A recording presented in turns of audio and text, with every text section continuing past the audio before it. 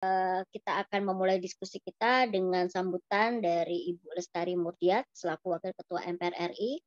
Namun demikian, saya izin untuk menyampaikan permohonan maaf beliau tidak dapat mengantarkan diskusi pada siang hari ini, disebabkan hari ini beliau sedang ada jadwal cek tahunan sebagai penyintas kanker.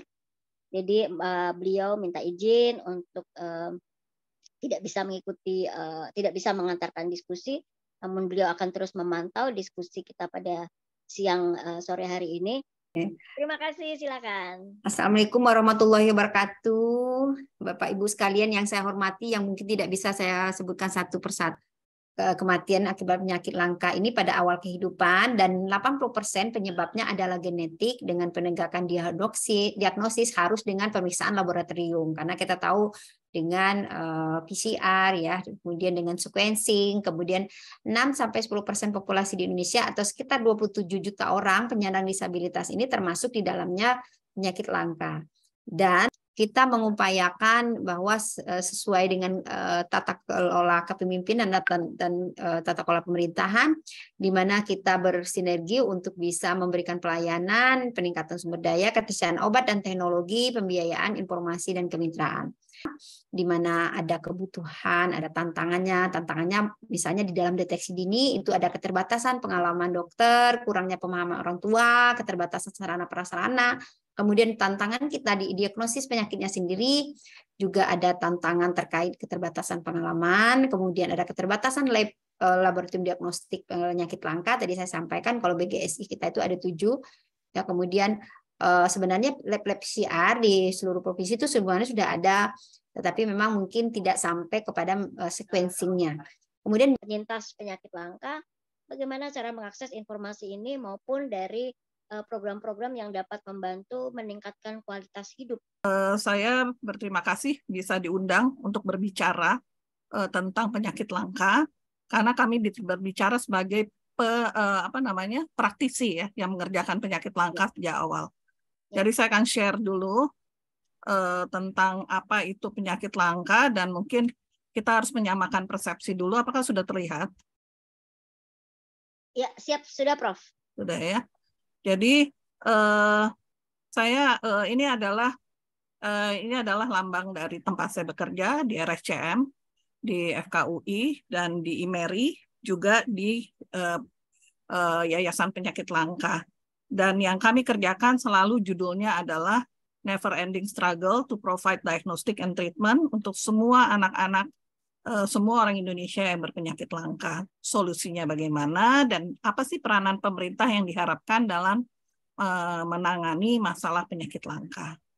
Kita mulai dulu dari penyakit langka. Penyakit langka itu namanya juga langka, itu penyakit yang jarang.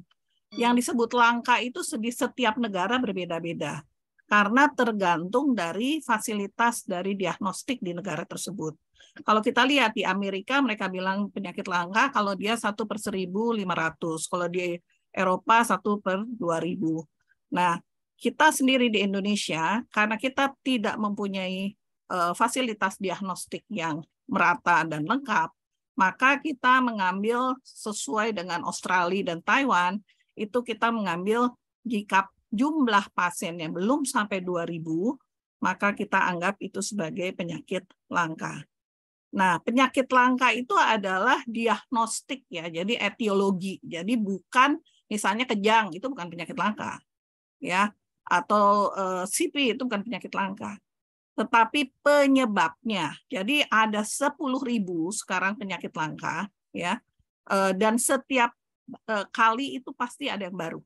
Jadi setiap tahun itu saya ikut pertemuan pasti ada penyakit baru lagi, entah 10, kira-kira 25 sampai bahkan dikatakan sampai 250 setiap tahunnya. Jadi di seluruh dunia kira-kira ada 10% dari populasi itu menderita berbagai penyakit langka yang 10.000 tadi. Ya, jadi kalau di Indonesia diperkirakan sekitar 27,5 juta. Intinya adalah kalau ini mau dikelompokkan dalam penyakit langka, maka diagnosis harus tegak dulu. Nah, jadi masalah yang terbesar buat kami itu adalah diagnostik. Jadi kalau sudah diagnostik, kemudian masalah berikutnya adalah kalau ketemu dan bisa diobati, maka obatnya itu ada dua, makanan dan dalam bentuk obat. Nah, ini nanti kita lihat bagaimana kita mengatasi masalah tersebut ya.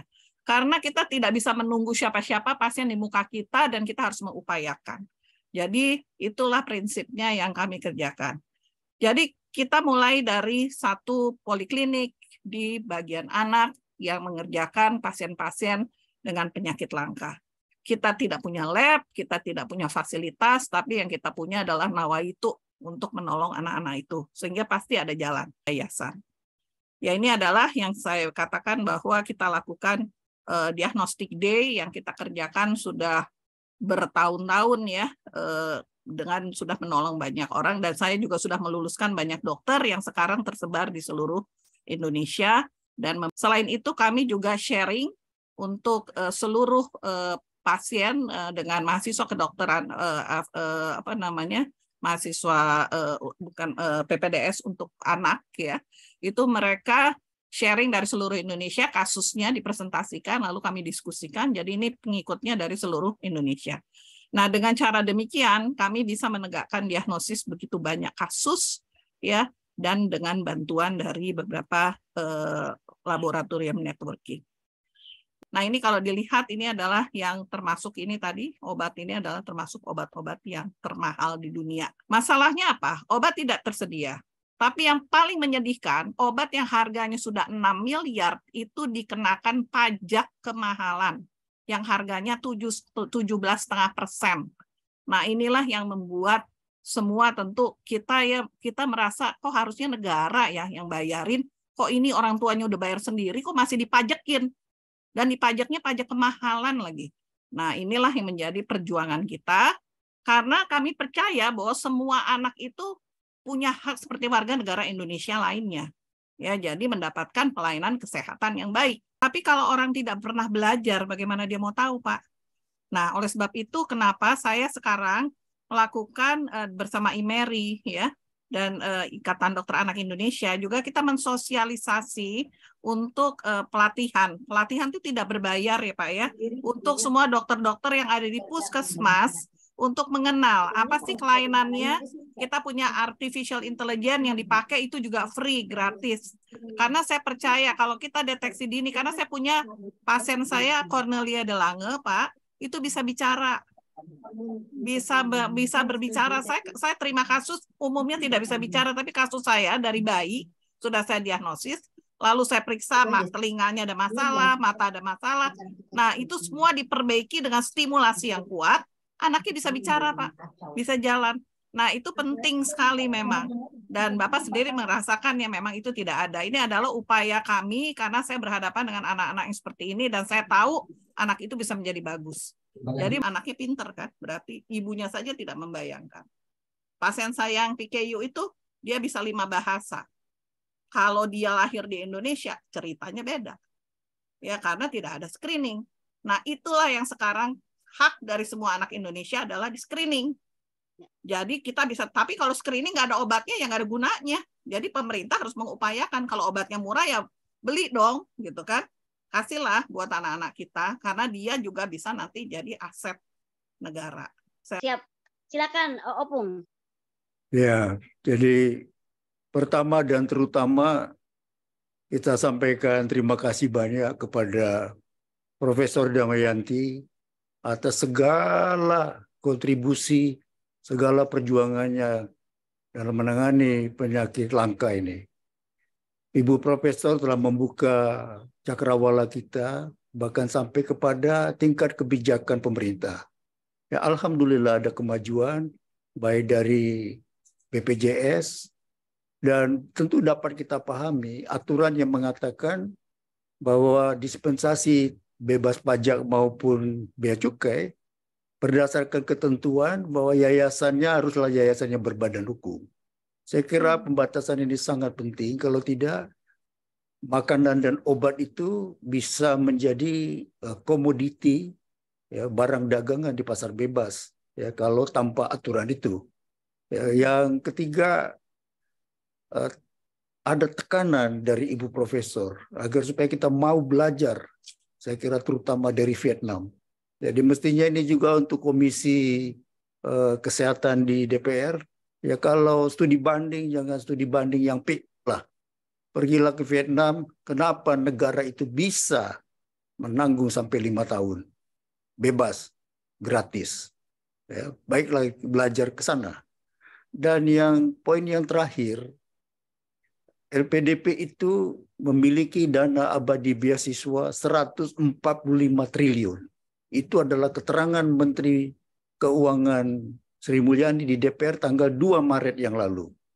Kalau dari 145 triliun dana beasiswa itu, sedikit saja dialokasikan secara tetap untuk Ibu Damayanti bisa mengirim ke luar negeri, ke Belanda, untuk mengikuti jejak langkah Ibu Damayanti, saya kira 2-5 saja dapat ditanggung oleh pemerintah dari dana abadi 145 triliun itu. Saya kira ini juga tugas dari anggota DPR bidang pendidikan untuk memberi tekanan agar supaya dana beasiswa itu juga dialokasikan untuk menghasilkan orang-orang seperti Ibu Profesor Damayanti.